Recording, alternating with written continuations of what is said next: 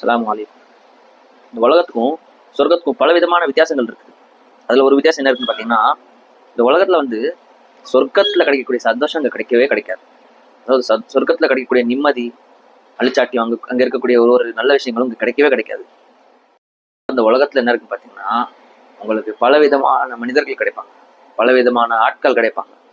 அதாவது கஷ்டம் கொடுப்பாங்க, அநியாயம் செய்வாங்க, உங்களுக்கு தொல்லை பண்ணுவாங்க. டென்ஷன் டென்ஷன் டென்ஷன் டென்ஷன், எங்கே போனாலும் டென்ஷன் இருக்கு. வீட்டில் போனால் வீட்டில் சில நேரத்தில் டென்ஷன் வரும், வெளியில் போனால் டென்ஷன், எல்லா இடத்துலையுமே டென்ஷன் இருக்கு. ஆனால் இந்த டென்ஷனில் கூட நம்ம வந்து எல்லாரையுமே அனுசரித்து போகணும்.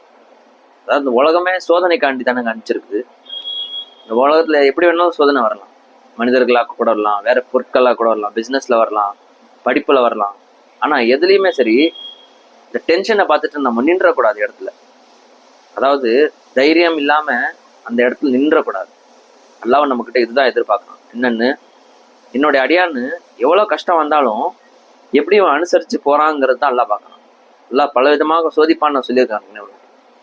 ஆனால் அந்த சோதனையில் தான் அல்லாஹ் வந்து என்ன எதிர்பார்க்குறான்னா, நீ எப்படி இந்த சோதனையில அனுசரித்து என் கிட்ட வரைக்கும் வராதான் என்னுடைய நன்றி செலுத்துகிறான்.